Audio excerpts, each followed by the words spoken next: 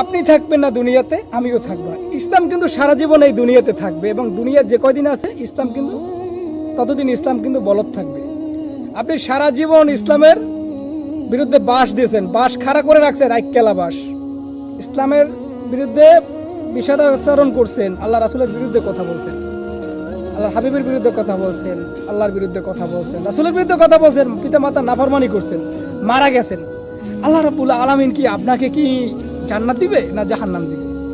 বলে যে ওই ব্যক্তি মারা গেছে, যে ওই ব্যক্তিকে আল্লাহ রাব্বুল আলামিন জান্নাতবাসী করেন। এত সোজা? জান্নাত কি আপনার মামু বাড়ি?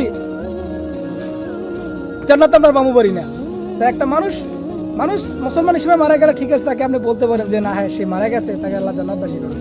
কিন্তু আল্লাহ রাব্বুল আলামিন বলে জানো তুমি কবরে আসো, আমি প্রস্তুত তোমার জন্য, তোমার আমি জান্নাত দেবো না জাহান্নাম দেবো।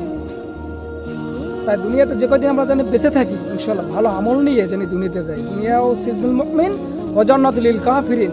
ইমানদারদের জন্য হচ্ছে দুনিয়াটা হচ্ছে কারাগার, আর কাফেরদের জন্য জান্নাত। অর্থাৎ মুসলমান যারা সম্প্রদায় যারা আমরা আছি, অন্য ধর্ম অবলম্বী যারা হিন্দু বাইরে আছে তাদের ধর্ম নিয়ে তারা কীভাবে থাকবে সেটা তাদের ব্যাপার। কিন্তু আমরা যারা মুসলমান যারা আছি ইনশাআল্লাহ আমরা জানি মোটামুটি ভালো একটা আমল নিয়ে জানি কবরে জানি যেতে পারি, কবরের জানি আমলটা জানি সুন্দর হয়।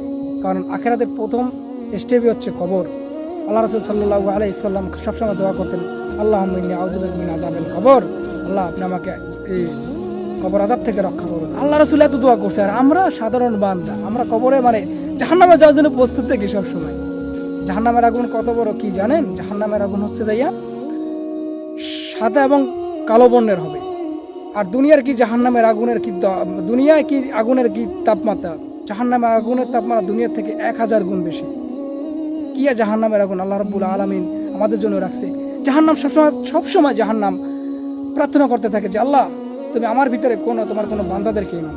আল্লাহ রাব্বুল আলামিন যেন আমাদের সবাইকে মাফ করে না।